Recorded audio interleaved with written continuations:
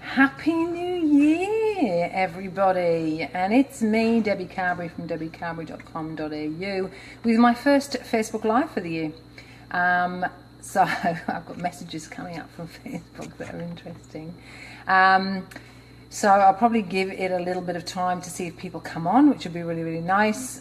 Tonight I'm talking about boundaries in relationships, so any relationships, whether it's relationships with your partner, with your children, with your friends, with your colleagues. Boundaries happen across all relationships. Whoever's popped on, hello, it's nice to see you. Please feel free to hit the share button below so that you can let your friends know that I'm on live and share this free workshop with them. So as I said before, I'm a clinical social worker and a relationship coach, and tonight I'm going to give a free workshop on boundaries in relationships. So I'm just going to give people an opportunity to come on board before I get started. I really want this to be very interactive, so it would be fantastic if you could make comments, ask questions, like I said, share it with your family and friends on Facebook so that they can come along and listen to what I have to say, but also maybe ask me some questions about relationships and their questions about relationships with people that they care about. Basically, what I'm going to be talking about is what boundaries are, because some people have no idea what boundaries are. They know, people talk about them, but they don't know what they are. The different types of boundaries that we have, and some of the behaviors that we demonstrate that let us know whether our boundaries are healthy or not. So I'll be covering that during the workshop. As I said, please feel free to make comments below. I'm very keen to see questions and comments, and a few of you are hopping on, which is really exciting. I might just, because I can't see, and I don't know if it'll help me, but I'm just going to look at my Facebook. I can't see it. I'm trying to see what people are saying and who's coming on, and it's a bit tricky because I'm trying to do it on my phone and I'm trying to manage it on my big computer, so I can see what, there we go, now I can see what people are saying. All right, so let's sort of get started as there's a few people now on board. Like I said, I'm talking about boundaries tonight, boundaries in relationships. This is about all relationships. This is with our friends, with our colleagues, with our children, with our partners, with our family of origin. This is with just about anybody. And boundaries are really incredibly important in relationships. Without them, relationships can go down the toilet pretty fast. So, first things first, let me tell you what boundaries are. Let's just start at the very, very beginning. So boundaries are guidelines. They're the rules and the limits that we decide, we decide and we create so that we can identify what is reasonable to us and what is acceptable and safe and permissible to us. So the way other people interact with us, the way other people treat us, and our boundaries help us to really establish that and sort of give other people a roadmap, if you like, of what's acceptable and what is not acceptable to us. That sounds really great when you say it like that. Isn't it great? It sounds really simple, but what happens if you haven't got a clue what your boundaries are? What happens if in your childhood or your history you weren't allowed to have boundaries? What if people said their boundaries were more important than yours?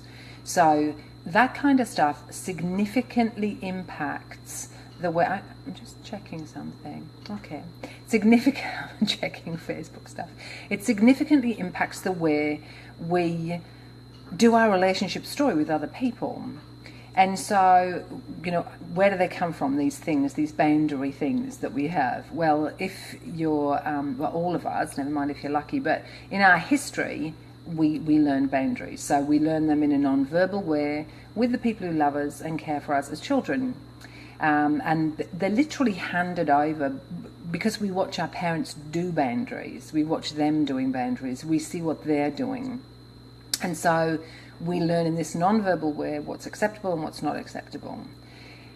What happens then, of course, is that there are other things that come in, like what your values and beliefs are, and for some people, what the cultural beliefs are around boundaries and what's acceptable, you know, depending on your gender in different parts of the world. Different sets of boundaries will be okay for you and others will not, because your culture will dictate what the boundaries, which boundaries are appropriate.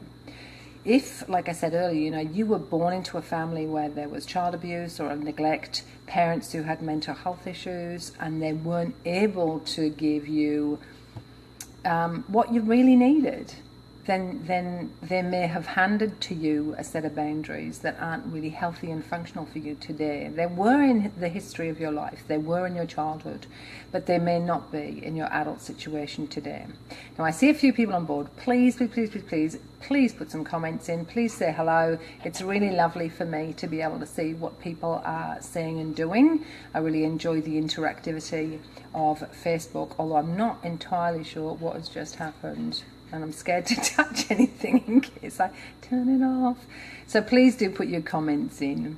All right, so moving along. So your history, of course, and maybe your culture, maybe your cultural values will definitely impact what sort of boundaries you bring into your relationships today. So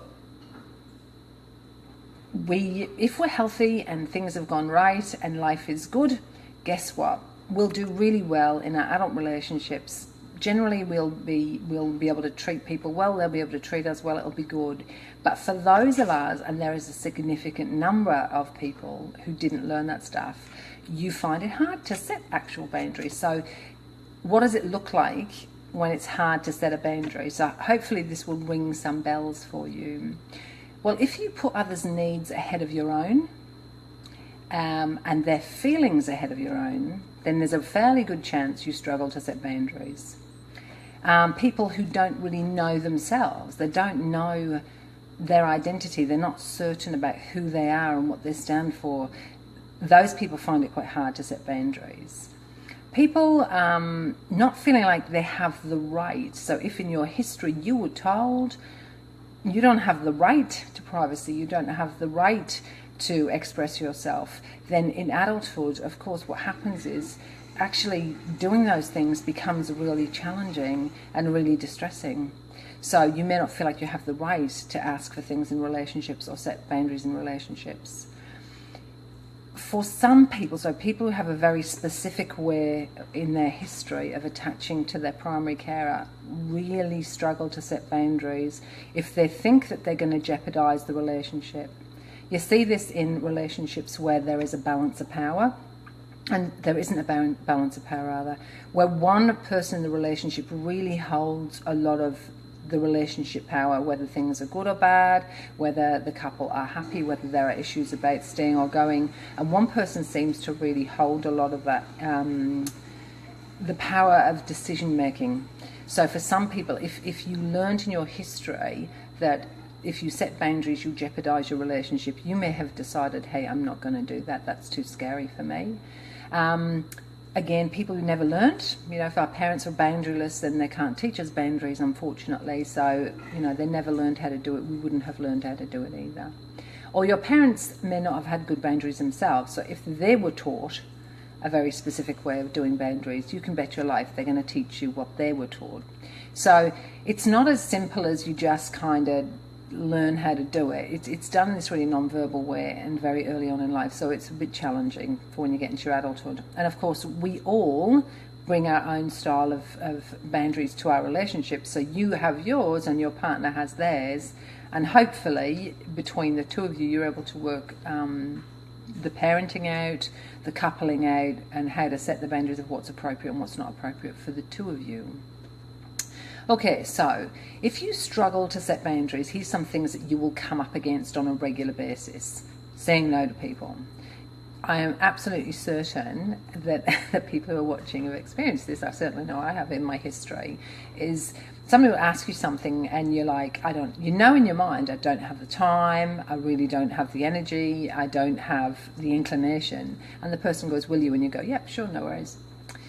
Because saying no becomes really challenging. So that's a definite indicator. If you find it hard to say no to people, you need to be thinking about, okay, I probably don't have very healthy boundaries.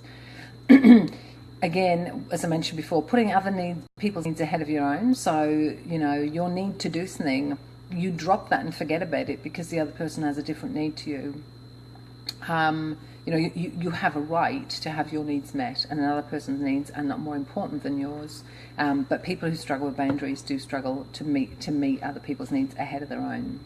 As I said, the balance of power is definitely off in relationships when there's not good boundaries.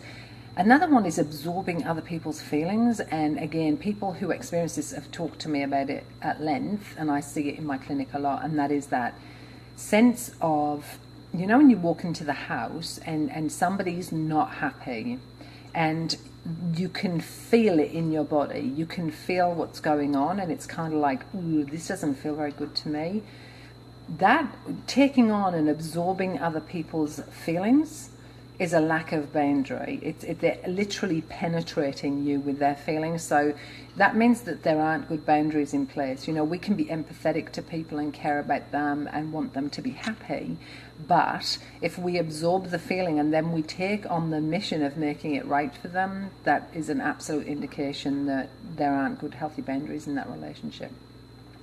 And compromising your values and beliefs, this is one of the things I see with women a lot, is that knowing, that really deep knowing that there are certain things that you don't want to do or are against the things that you think are really important.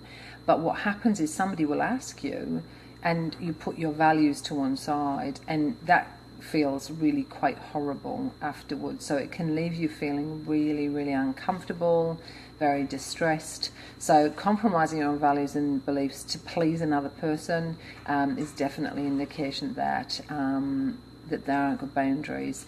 Another thing that women, and I am generalizing, men do this also, right? So it's not just women, but my audience is predominantly women.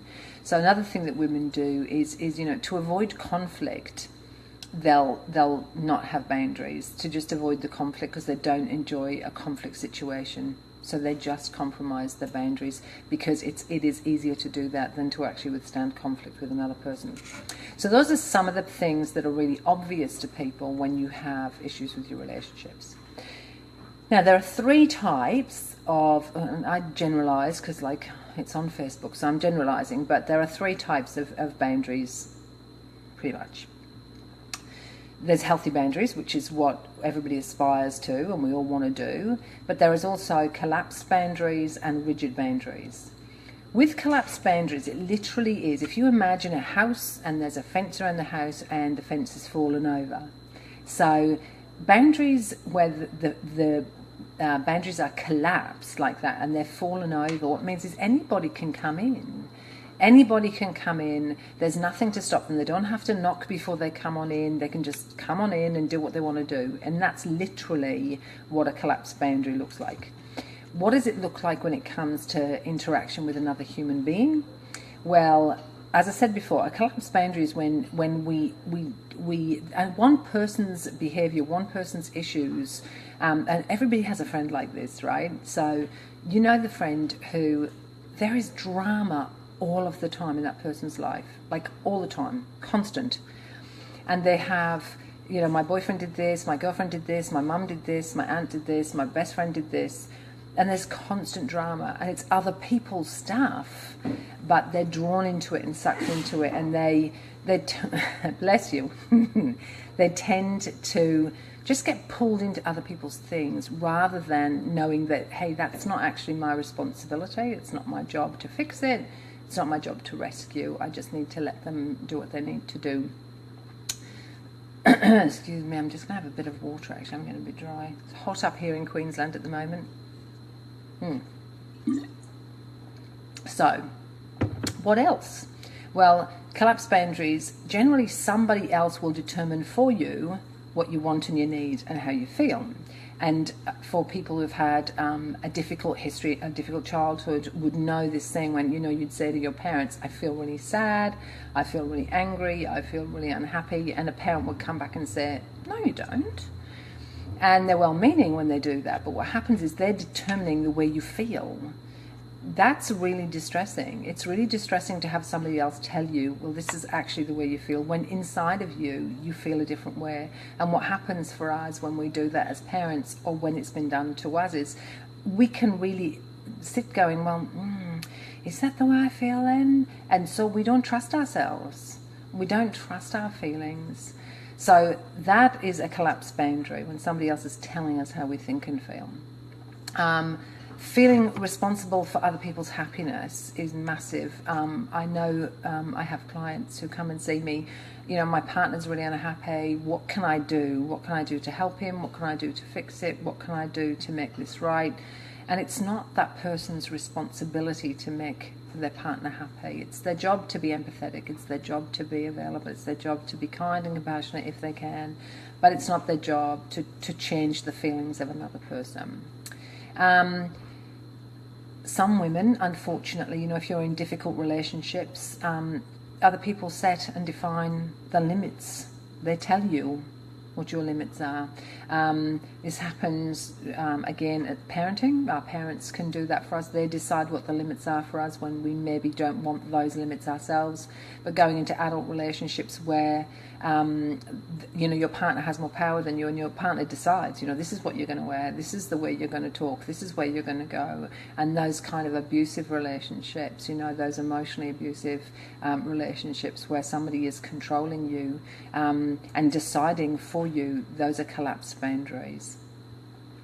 And of course, there are a bunch of people, I used to be like this when I was younger, I can do this still if I try really hard, people who think they know the answer to everything. You know, they think that they've got the answer to everything, and they believe in their hearts that they can help other people, and so they rescue. You know, I know what's best for you, I know what you need to do, I can help you do that, I can make this better for you. If I just get you right, everything is going to be dandy. And I guess, you know, again, we don't have the right to do that for another human being. We don't know what they need. We may know stuff, we might want to share our stuff and say, hey, here's the way it looks for me, but we definitely don't know what they want and need. It's not our job.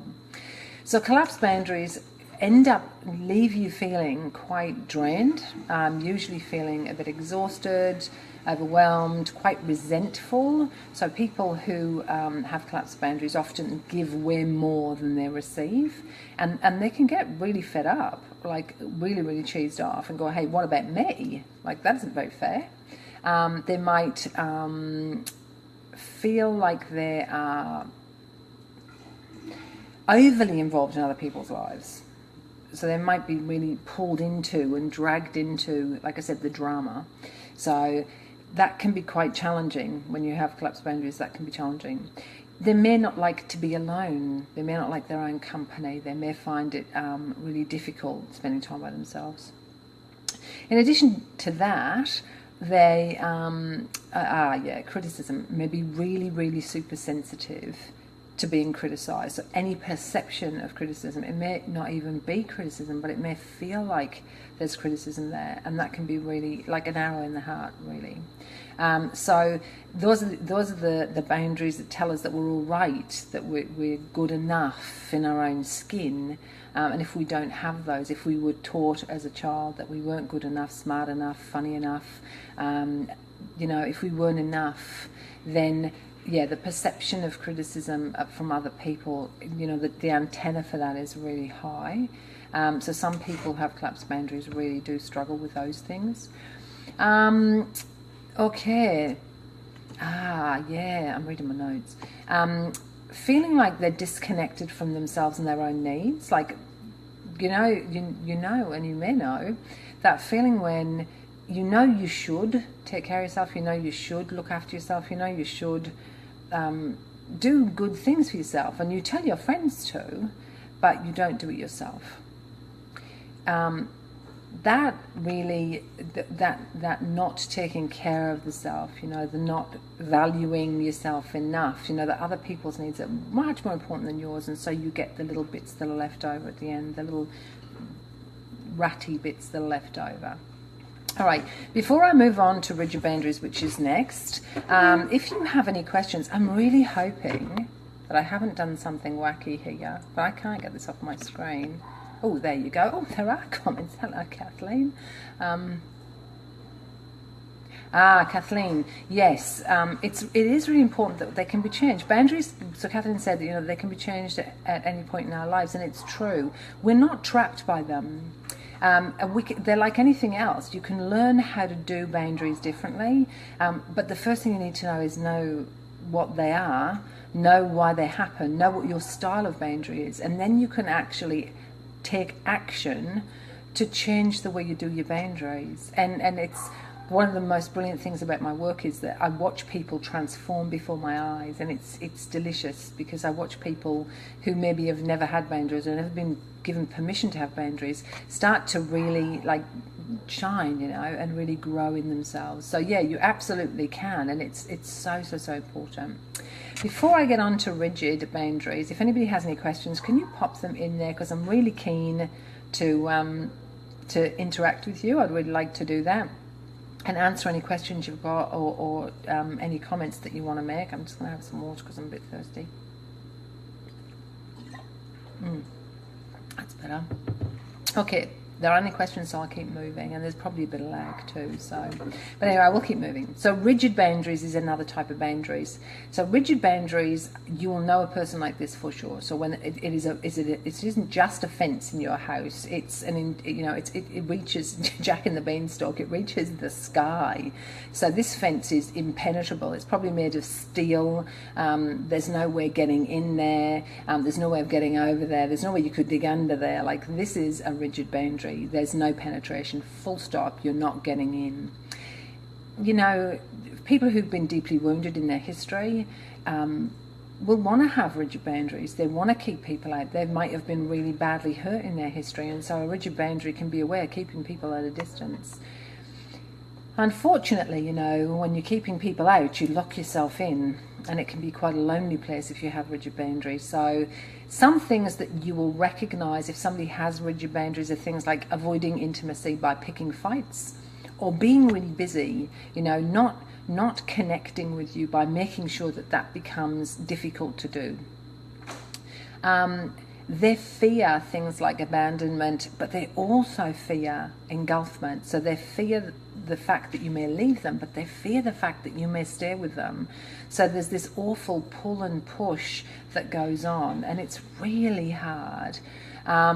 So they avoid closeness. They go, okay, well, to avoid abandonment and to avoid engulfment, my safest bet is to be alone. That's the easiest thing for me to do, and so that's what they do. They just pull back and withdraw, and can be quite isolated. They rarely share personal information. You know, the person you talk to and you're kind of going, oh, what about this? Oh, and what about that? And they go, yeah, no. And you sit there going, wow, it's really challenging to get this person to have a conversation with me. They probably have rigid boundaries. They don't want to share that information. It doesn't feel good for them. They have a lot of difficulty in identifying their needs and their wants and their feelings sometimes, which can be really challenging if you're in a relationship with somebody who has rigid boundaries. You know, if you say to somebody, how do you feel? And they go, I don't know. And they may genuinely not have a clue. And so if you're in a relationship with that person, that's going to be hard going. You know, if you want to identify, what do you want? What is it that you want? And they go, I don't know what I want. Then how is their partner, are you going to be able to meet that need? It's going to be almost impossible and very frustrating. They tend to live fairly separate lives. So they're the sort of person, and I've experienced this when I was a young woman. I liked people with rigid boundaries. I didn't like them, but I selected them often. But these are the people who are all over you and think you're fantastic and lovely and great. And you're like, yay, this person's really great. And then they vanish for a week, and they don't pick up the phone, and they don't text you back. And so these people have rigid boundaries. It's like, ooh, you know, I've come too close, and now I've got to get out of there and really make some distance between me and you, because now it's overwhelming for me, and it's too much for me to be this close to you.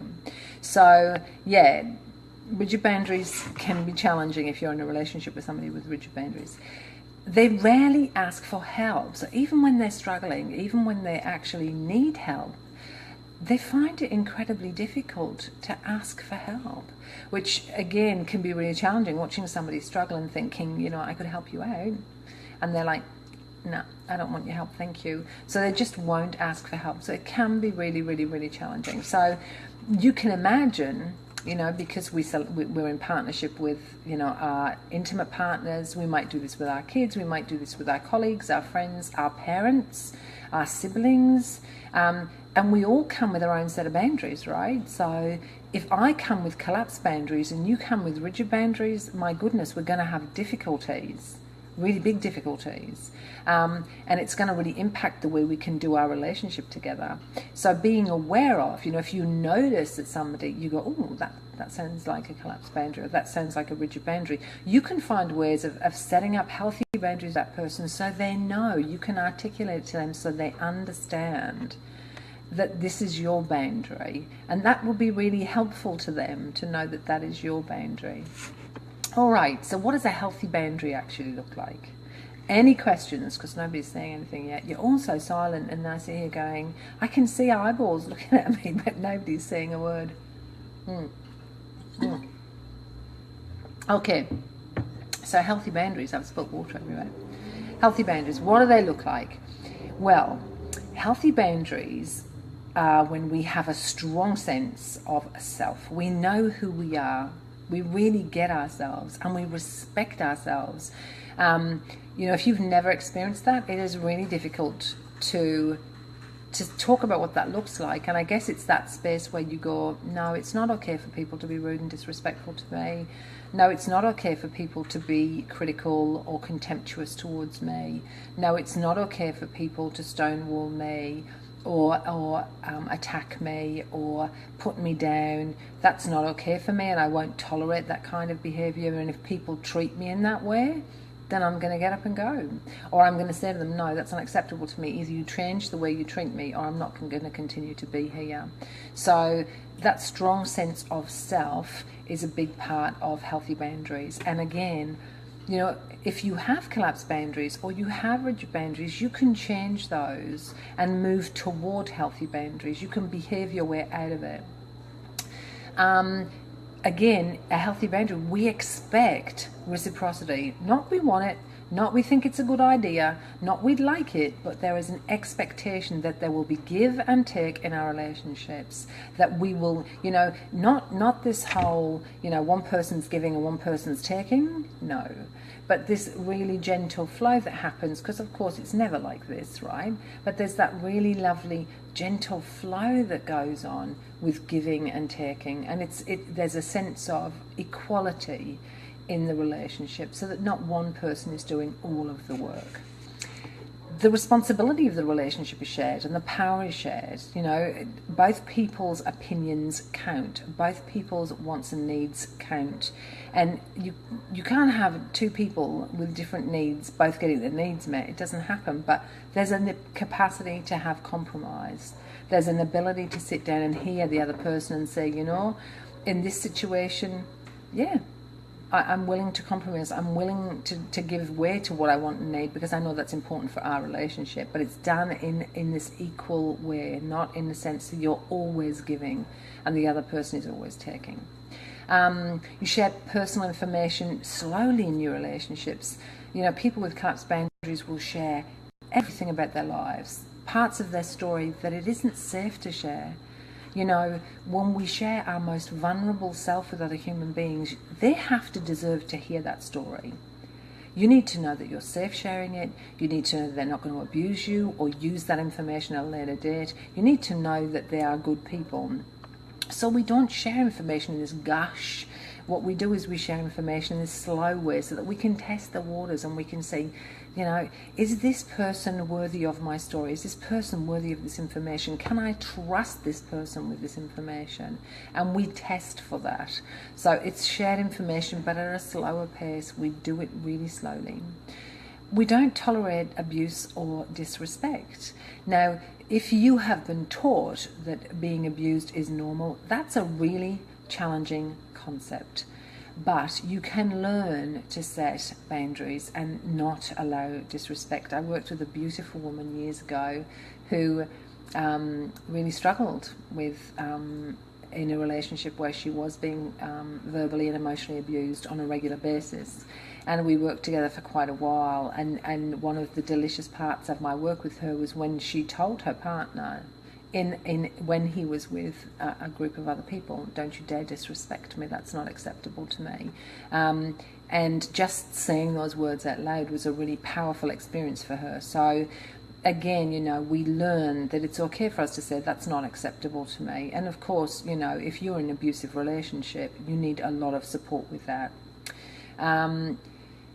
when we have healthy boundaries, we know what our wants and needs are. We actually know what we want and what we need. We know what our feelings are, and then we're able to share them with other people in a really comfortable way. You know, we don't have to justify them. We don't have to tell them, you know, oh, I'm really sorry, you know, if it's not too much trouble, if you don't mind. We don't have to do any of that. We can just say, well, this is what I want. And a person has a right to say no to us. They have a right to say, no, I'm not willing to do that. And I guess, you know, when we have healthy boundaries, we go, okay, but I still have a need, so I'm going to go and see if I can find how to meet that need in a different kind of way. So, people who are watching, ladies, and I will say gentlemen, because I'm not sure if there's a guy watching or not, what I want to say is that's the end of the presentation part of tonight. So they talk about what boundaries are, what they are not, what collapsed are, rigid are, and healthy are. If you have any questions for me about boundaries, I am more than happy to answer them. If you want to do that privately, you can send me a personal message on my Facebook page, or you can write in the comments below, and I'll be more than happy to answer any questions that come up in the comments below. I will be sending out a recording of this Facebook Live probably later today. In addition to that, I am in the process at the moment of running a free relationship reconnection Kickstarter. It's an email interaction with me where once a day for 7 days I send you information about how to reconnect with your partner. It's designed for women who are in longish term relationships, so you know, anything over about 2 years, where maybe the connection has dropped off a bit and there's feelings of loneliness and wanting to reconnect with your partner. So if you're interested in doing that, I'll put the URL below, but it's just debbicarberry.com.au/reconnection. So if you're interested in doing that free email series with me, please just sign up. It's just your email address and your name, and I will send them out to you. I can't see any questions coming up at all, and I'm thinking to myself, probably best if I check my computer because my phone is doing wacky stuff. So I'll just check to make sure there are no questions on here in case there are any comments or questions. And it doesn't look like there are any that I can see there.